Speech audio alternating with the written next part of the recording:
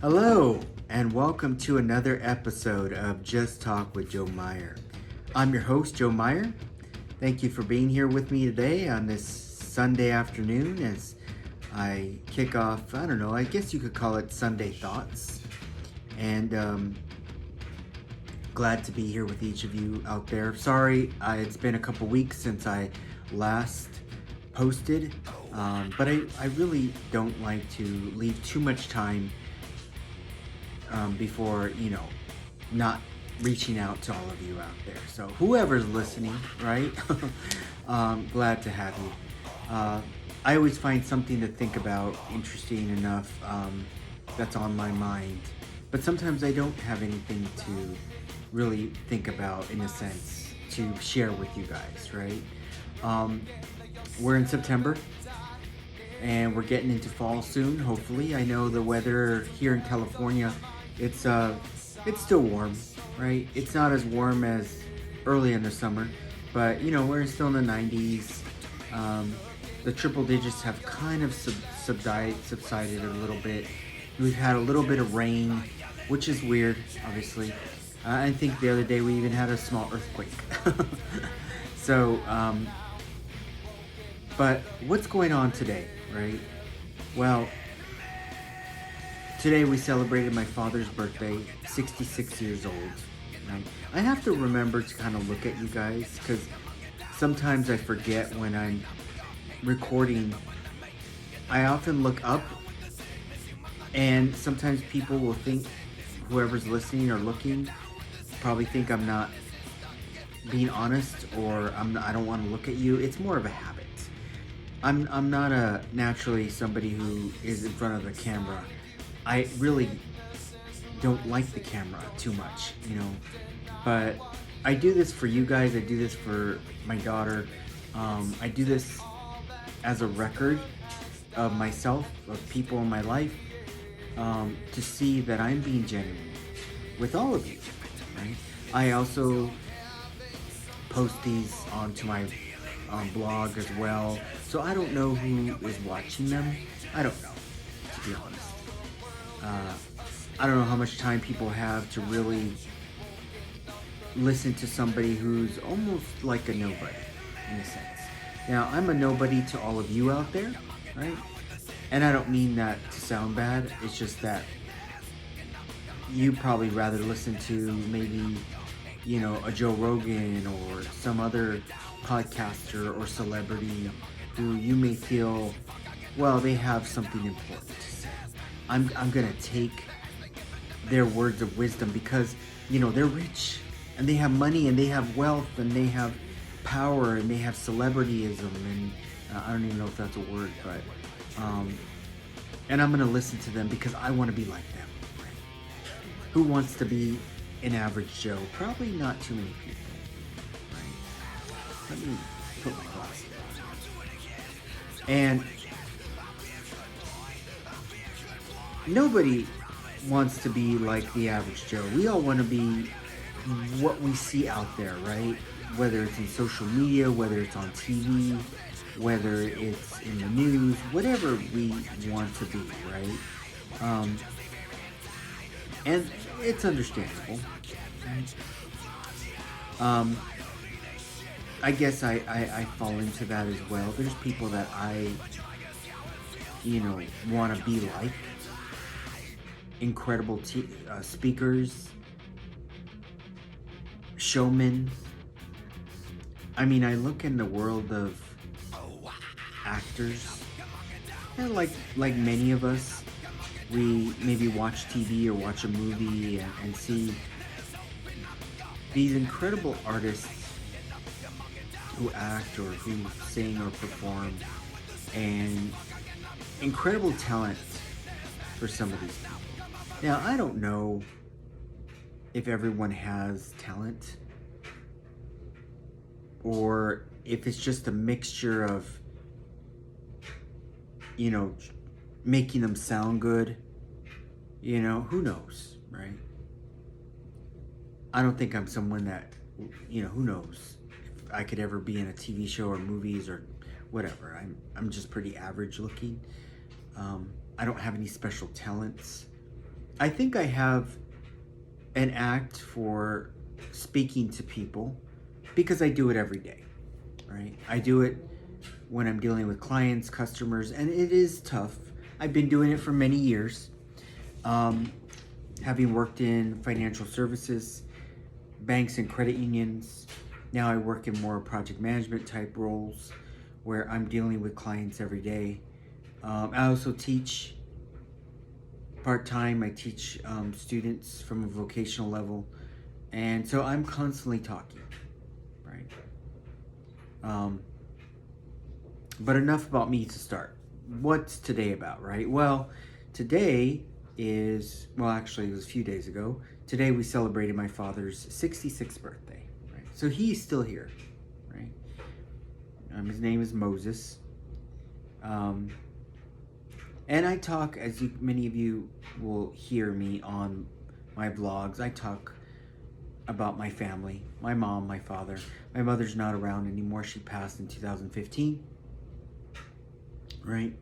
Um, but my father's still here, right? And I think you guys are well aware that my, few weeks ago, my family dog passed away, Lily, right? And so uh, it brings to mind death, right? And why do I think about death, right? Well, first of all, I watch a lot of shows about death. I watch a show called The Dead Files. I watch shows like Ghost Adventures. I watch other shows that relate to the paranormal. It's interesting to me. Now, as a Christian, I shouldn't probably be watching that. And you may say, well, why? What is Christianity? What does your faith have to do with those shows? Well, we are to believe that, and I do, don't get me wrong, we are to believe that when there's only a heaven and hell. That's it. There's no purgatory. There's no middle ground. But in the Bible, you know, and I don't know because I have to read a little bit closer, because there's a spiritual world, right? And Jesus talks about it. I don't know if he talks a great depth about the spiritual world, but we know there is a spiritual world. There are spirits. There's, in a sense, there's a spiritual world, war going on as we speak. We may not see it, right? Good and evil is fighting right now in a certain dimension that we don't see, right? To protect us. Angels and demons, right? It's interesting to think about what goes on around us in the physical world that we don't see. And a lot of times I watch these shows because it gives me a glimpse, just a glimpse into what goes on behind the scenes, right? And I've experienced the paranormal. I've experienced spirits when I used to live in my father's house many years ago with my family, my wife and daughter, my dad. And I grew up there. And this house was my grandparents' old home in Los Angeles. I did know that that house was created or made in 1918. So it was an old house, right? The neighborhood is very old. It's in South Los Angeles. Probably been around a long time. It was predominantly Caucasian when my grandparents first moved in around that time, which was, I assume it's like, I think it was the 70s or 60s, but I really don't know. And then soon there was a wave of minorities, Latin Americans, Hispanics that moved in, and then the Caucasians moved out. And that also includes blacks, people of color, different other ethnicities other than white. And then the shift of the neighborhood changed it, most likely. Right? Los Angeles is a city that obviously has been around a long time. You know, I really don't know how long though. But the land itself could have been around, or have been around for hundreds, if not thousands of years. Who knows, right? You know, who knows what was on that land? And you know what was interesting? When I watched like the show The Dead Files on Discovery, oftentimes it's Native Americans, right? And Native Americans who live well before other people live there, like Caucasians and white man, right? But oftentimes you hear about how Native Americans were either forced or killed off their land, but Native Americans were able to, almost in a way, curse the land in a way. And I'm not saying, I don't know how other way to explain it, but they made it, you know, they did something to the land.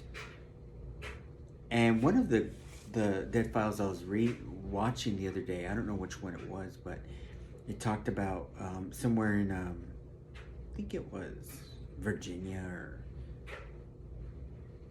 Florida or somewhere. I think it was Florida.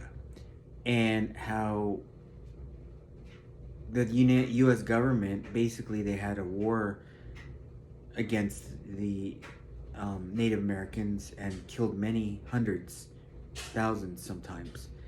But eventually they came to a treaty. But that was part of it. But the other part is that oftentimes the U.S. government would take the Native Americans and move them elsewhere. And I think in this case they moved them to Oklahoma, right? So they basically kicked them off their land. But in one of the homes that was taking place at Dead Files, they had somebody like a Native American, that the woman Amy Allen, who's the psychic, the medium, she was stating that she could see someone called the Watcher, right? And the Watcher was Native American. And I may get this completely wrong, so I recommend you guys watch it if you're interested, but it's a good show. It's been around, I don't know, 13 seasons, so it's been around a while. I'm barely watching it now, but it's quite interesting. And the Watcher's Native American, and she even has a way to describe what he looks like. He's like a big spirit, big, you know. And, you know, if you've ever encountered Native American people, come across them, many of them are quite large people. They're tall. In my family, we actually knew one, a Native American. I'm not sure what tribe or what he was. My father would know. But he was very tall. His name was Caruth.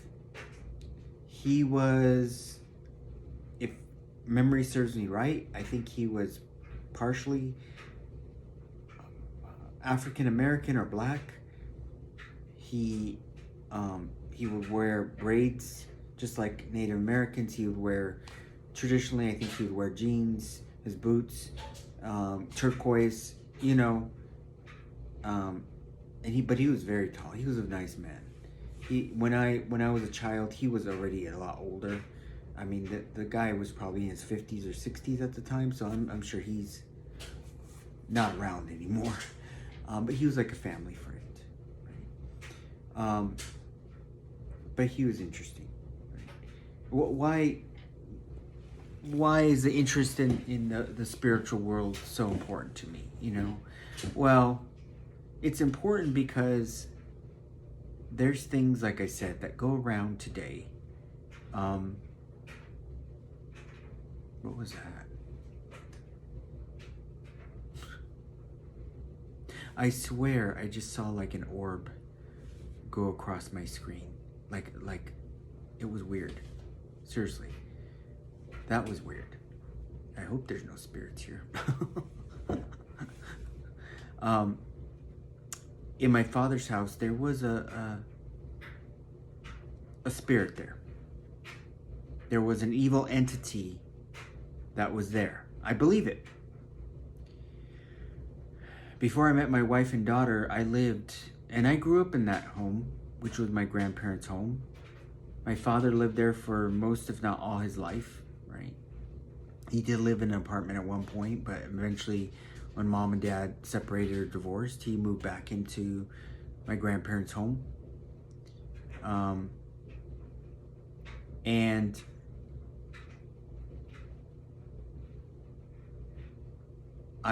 me and my sister would come visit there quite often. And my grandfather, who was a World War II veterinary, Army, Mexican, and you're like, what does that all have to do with anything, right? And I'm just giving you some background. Grandmother was, her last name, or maiden name, I think it was Jacobio, which I think is Jewish, I think. Right? So I have a mixture of family. But in the home I grew up in Los Angeles, nestled between Huntington Park, Southgate, South LA, Watts, Compton, that area. As a child, I never really felt anything there, right? But as a child, I would watch scary movies, horror movies. I've always had an interest in the horror genre. Partly is because my father would take me and my sister to films like Child's Play, Nightmare on Elm Street, Halloween. Never was a big fan of Texas Chainsaw Massacre. I don't know. There's something just about a guy putting somebody's face on another as a mask creeps me out a little bit. The Exorcist was one of my favorites, still is today. I think it's a fantastic film. And anything spiritual related, The Craft. But of course I used to watch cartoons too, Saturday morning, He-Man, Teenage Mutant Ninja Turtles. What else? I don't know why the Littles bring to mind. That was a cute cartoon. And then other shows. But I remember this one particular time. I was probably around 9 or 10. And it was when Nightmare on Elm Street had a series on TV. And it would come on at like 1 or 2 in the morning. And when I was at my grandparents' house, we had a big TV in the living room and then a little TV in the kitchen. And then I think we had a TV in the bedroom. I forget. But I got up and I watched, or attempted to watch, that series on TV because it was on local TV. It wasn't like on cable because we didn't have, obviously I don't even think cable existed back then. I'm sure it did. HBO's been around a long time, but we didn't have anything like that. We had normal TV. And I was watching in the kitchen and suddenly my grandmother comes out very angry. And she was upset because I was watching TV at 1 o'clock in the morning and she told me to go to bed. She was very upset. I shut the TV off and went to sleep. And that was just part of me, Obviously, we didn't have DVRs back then. We didn't have a way to record things, right? So I always had that interest growing up. As I got older, especially into adulthood, things, because I lived there for a period of time, things started to affect me there. especially when I moved out of the devil's house, which I refer to my other grandfather as the devil because he was the devil in my incarnate in my eyes, and moved in with my father, who at the time, which was in 1999, my grandfather was still alive at that point, but he was suffering on the onset of Alzheimer's. So I was there with my dad and grandfather. And my sister, she lived on her own. I think she still lived with my mom and the devil. And I was around 19 years old. I think I was 18 or 19. And I would have my own bedroom, right? But over a course of years being there was something that really started to pick away at me, at my spirit. And it feels like when I think about it back then, because sometimes people don't want to think about those things. I was very much a recluse. I would stay in my room all the time, watch TV, eat. I mean, I really didn't go out too much. And I regret that. I regret not going out with friends. I would go out. I was very, I don't want to use the word traditional, but I was consistent. That's the word. I was very consistent that I would go out, like I would clean the house on like Saturday morning, and then Saturday afternoon I would go make my local Target run. I've always been a Target shopper. Go look around, go eat lunch, go see a movie. I did it alone. I was alone all the time. Sister and mom were living their lives. Didn't really talk to them very often. Didn't see them all the time. Father was a recluse in his room. He would stay there all the time. He just was there. I felt better when I left the house. But when I came back, I would pick up where I left off. Just sitting in front of the TV, watching my shows, closing the door. And I was in my own little world back then. And I think about what I would have done differently. I would have got the hell out of the house more. I would have traveled more. I would have met new people, built new friendships, but I didn't. I regret that.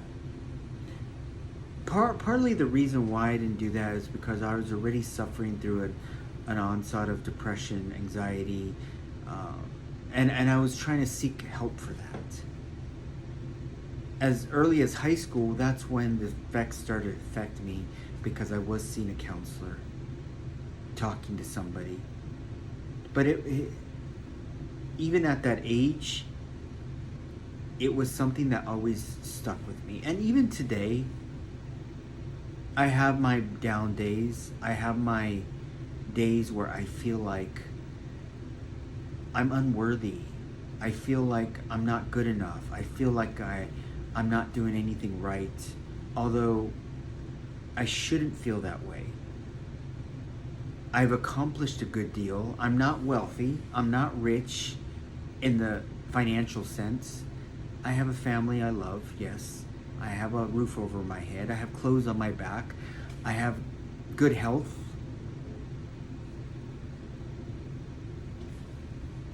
But I feel like there's always something missing.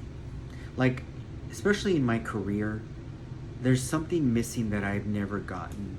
Partly, I've never been promoted at a job. No employer has ever taken the time to despite my hard work and dedication, to promote me to a higher position. And whenever I tried to attempt to move up, I was rejected. And I would watch people around me who had less experience and less knowledge and lazier in a sense, and they would move up. Never been a brown noser. don't play politics in the office. I really don't. And even today, it's difficult to play politics because I work at home. But I sit behind a screen. People hear my voice.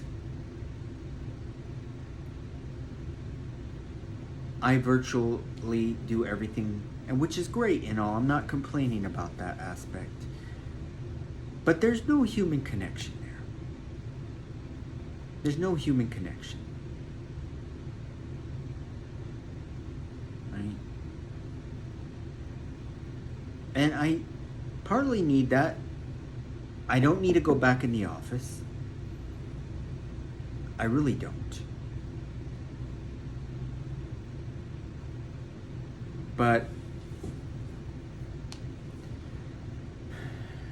the human connection I have right now in my life includes my wife, my daughter, right? Which is enough. My father at times, my sister, my brother-in-law. I don't really have a large family. I don't have pets. The human connections I have are my clients, sometimes my manager, my coworkers. See, my coworkers make me feel like I have value because they come to me and ask my advice and they appreciate it. With my manager, I don't always feel that, in all honesty. I'm not going to say she doesn't care. I'm sure she does. But she wasn't like my old manager, whose name was, he was a gentleman. I won't say his name, obviously. But he was always very complimentary of me, always trying to uplift me, always trying to tell me what a good job I'm doing. I honestly don't hear this from this manager. I'm not saying I need to hear it every day, but I don't hear it at all, in all honesty. I have heard of the times I've screwed up since she's been my manager, which is since January of this year. And it's okay. I mess up on the job. I don't do it on purpose. We all do, I believe. And we make mistakes. And I'm okay with that. Right? But again, these are things I think about at times, right? I really do. I know I'm not worthless. You know? I know I have value. I know I'm intelligent. I know I'm hardworking. But I've always, often tried to seek the approval of others from a very young age. Even today, I shouldn't even give a shit anymore, to be honest. I'm at a point in my life where why do I care so much? What do I care what people think of me? Why? Why do I put so much value in that? I don't know. I guess partly it's because I grew up in a home that was very verbally abusive, and I did everything in my power to try to make the abuse stop and try to please people so that I wouldn't have any problems with people. You know, I never want problems with people. I don't want conflict. But conflict often comes looking for me. You know? Really does.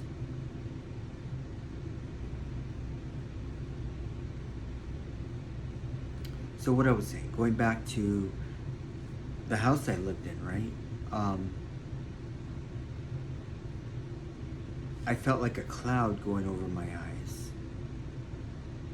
Along with sitting in that room and eating myself to death, basically. Stuffing my face, not getting exercise, not getting out, not doing the things that I would encourage my own daughter to do today, right? Go out and play. Put the phone away. Put the iPad away. Put the computer away. Put the social media away. Go outside and go talk to somebody. Go build a relationship with somebody. Those are the things that matter. Somebody on social media that I'll never meet that sends me a message, they don't care about me. You know? But that person, that human connection that we make, are the ones that make a difference, right? They really do. And we have to do that more.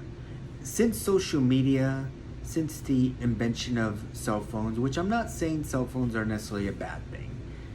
I do believe that social media is necessarily can be a bad thing and unhealthy because many people are stuck to it. Many people are seeking the attention of others, followers, likes, wanting to see if they can get a reaction from people. And that's all naturally what social media is meant to do. That's what's built into the algorithms of Facebook and Twitter and Instagrams, is they're looking for you to get that reaction. And if you've ever watched, there's a great, I think it's called The Social Dilemma, and it's on Netflix. It's a documentary on social media and how manipulative social media is to our state of mind, to the people, and it's meant to do that. It's meant to draw you in. It's meant to addict you, right? If you let it. And I see it every day. There's people that are completely addicted to social media, that are on it probably every day, all hours of the day. What a waste of time. What a waste of time. Go out and talk to people. Go out and interact. Go out and travel. Go out and do something out there, right? And I know my daughter's guilty in the sense of that she's not on social media. She's only 9. But she's on her iPad talking to her friends, playing Roblox. And, you know, the generations today, especially the newer generations, are taught differently how to interact with people than my generation, which was Generation X, right? We were kind of forced to go out there. We didn't have cell phones when I was growing up. We didn't have social media, right? We had TV, but it wasn't like today. We didn't have cable. We had VHS. We had that other one, Laserdisc, whatever that was. We had movies. Simpler times. Simpler times. Better times in my eyes, but my parents may disagree that the 80s were probably one of the worst times for them because it was incredibly difficult, I'm sure.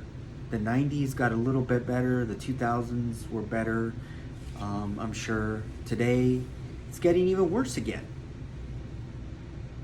We have a divisive country, people who spread hate everywhere they go. You know, and it's hard because the country I live in is obviously the United States. You want to be a patriot. You want to have a love for your country. But how do you have love for all the time for a country that spreads so much hate every day? That you can't even walk out your door with possibly getting shot or killed for doing nothing, right?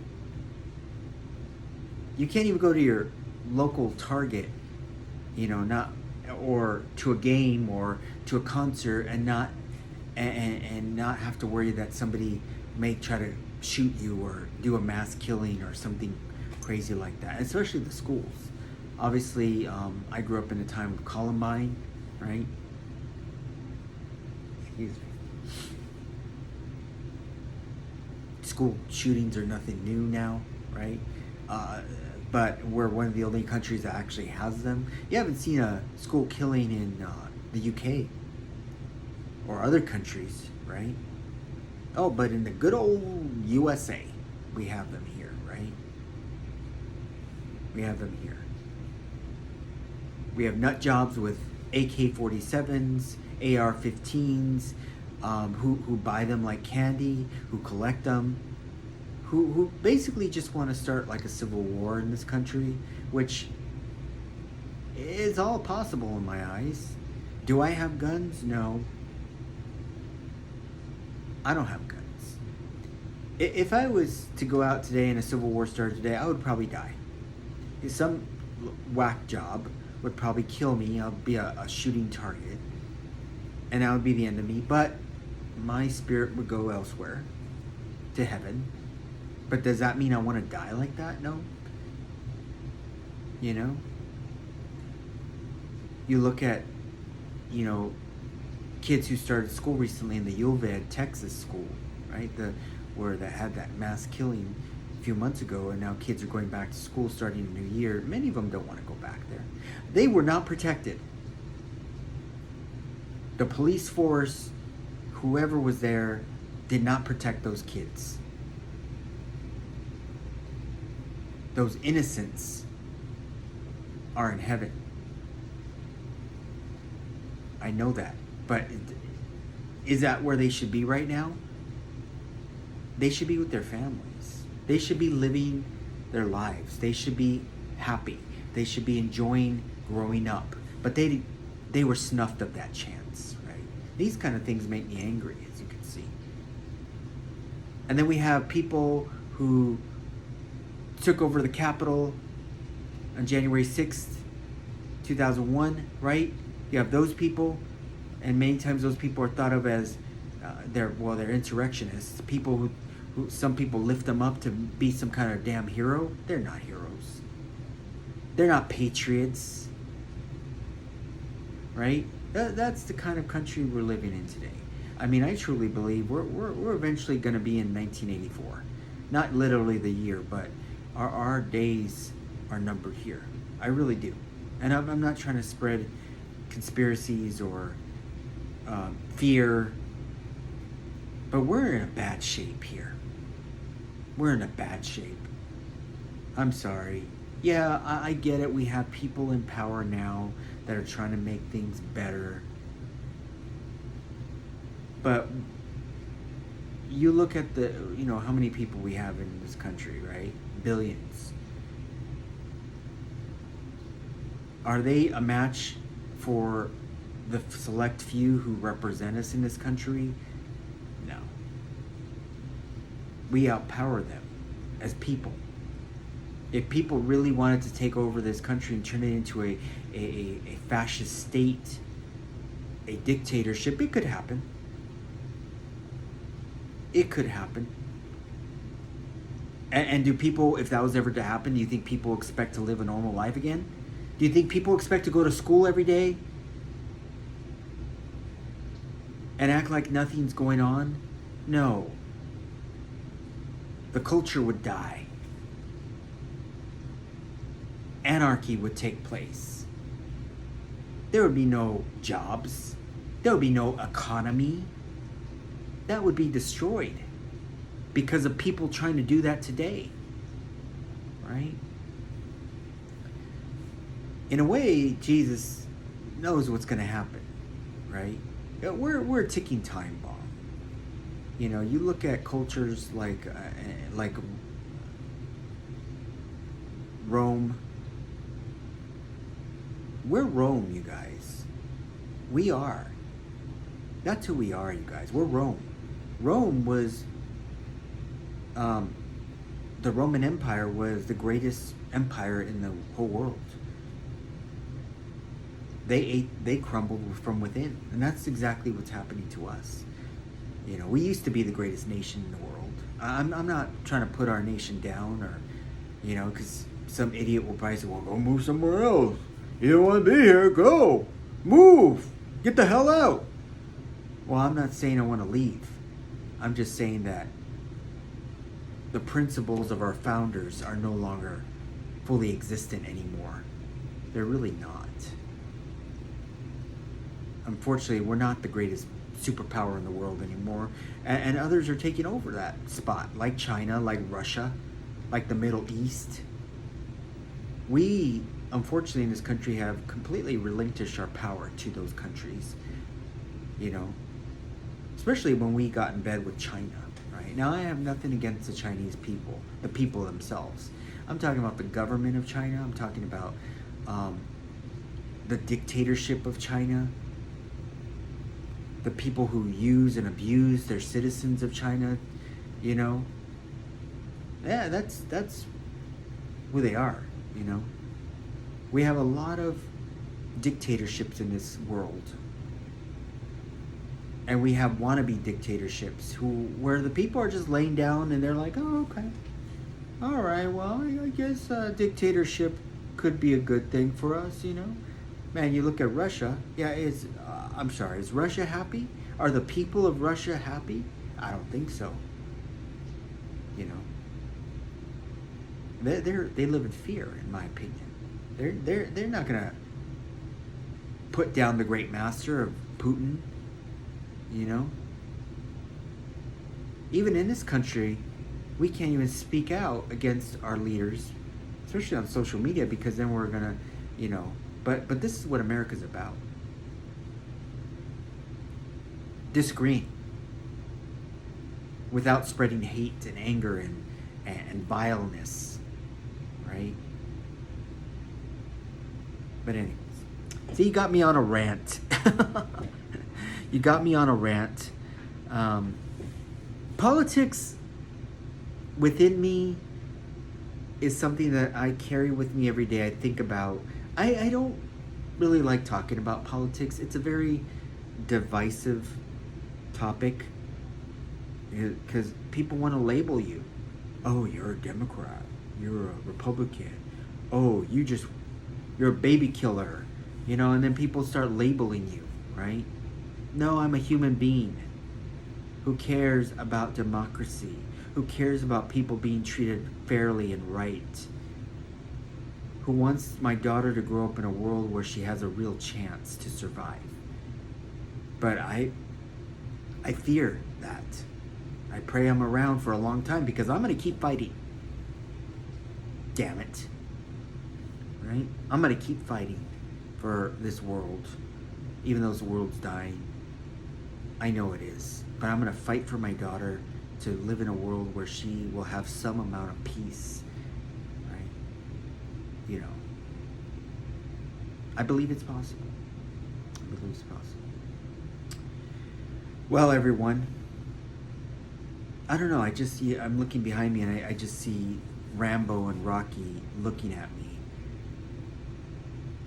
I don't know. Those guys' characters, I know they're not real. What would Rambo do? Rambo would probably he'd probably go out and kill people. But he wouldn't kill the innocents. He was actually, as you know, was a Vietnam vet. He actually cared about democracy. But people just screwed with him all the time. They wouldn't give him peace, you know that? Rambo, yeah, that's Rambo. Rocky, on the other hand, I mean, he's a gifted fighter. He lived, my opinion, a charmed life because he got the world title from Apollo. He has fame. He may not have money, but he has fame. And in reality, he's going to die a happy man knowing he did great things in his life. Although he's now a restaurateur, you know, and called Adrian's, right? So, but you know, these are people that I look up to in a sense, right? I look up to writers. I look up to those who really speak their mind. Because I really don't know if we're ever gonna always get the chance to do this. There may be a point in our history where Facebook, Twitter, YouTube will just shut down, and they'll say, you know what, you're not allowed to use those anymore. You're not allowed to think anymore. And seriously go into 1984, where we're going to have different ministries that control what we think, who we talk to, how we do our jobs, what history is like. What history are we being told that is correct history when it's really not? I mean, we have people today trying to rewrite history, trying to eliminate things that existed in our country. Yeah, I'm sure there's people out there who want to eliminate the Holocaust. Make sure like it never existed. Eliminate slavery like it never existed. Eliminate those pioneers who fought for civil rights, like Martin Luther King Jr., like Malcolm X, like others. Right? There's people in this country that are trying to eliminate those people. Spewing their garbage about indoctrination.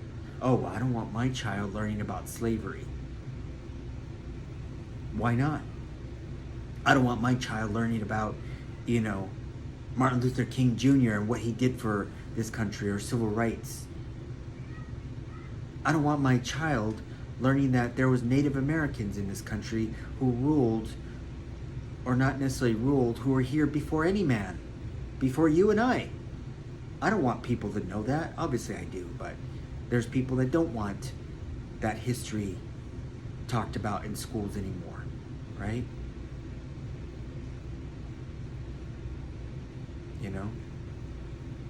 And people eat it up today. You have states like Florida who are hook, line, and sinker falling for it, right? Accepting it. Not everybody, obviously, but many are. Sheep to a slaughter, as I say. That's what they are. Sheep to a slaughter. I've also said I haven't had any interaction with sheep, but I heard they're very stupid animals. Like, it's very easy to lead a sheep astray, and that's really what parts of our society is today. They're just stupid sheep. They follow anything. They'll walk off a cliff if you tell them to, or just guide them in the right direction. I'm not going to walk off a cliff. I'm not that stupid, and I'm certainly not going to let my wife and daughter do that. As long as I have a breath, I'm going to keep fighting. And we all should, right? But fighting for the things that matter, right? And some of you may say, well, what does matter? Democracy? Freedom of rights? Now, I get it. We live in a country now where there are certain freedoms being stripped of people. Now, I may not completely agree with abortion, okay? It's not, as a Christian, it's, I'm not saying that, yes, abortion is wrong in a sense, but I understand that we live in a country that has allowed it. There are certain countries that don't allow abortions. They're completely illegal, like El Salvador. And you will go to prison if somebody, or even if you try to give yourself an abortion. You'll go to prison for that. In our country, we don't have that. We have laws that protect that practice. Now, I don't agree with abortion in the sense that it is a human being, right? And we don't know what that human being could become if we just allow it to. But I understand that people, especially women, not men, it's their bodies.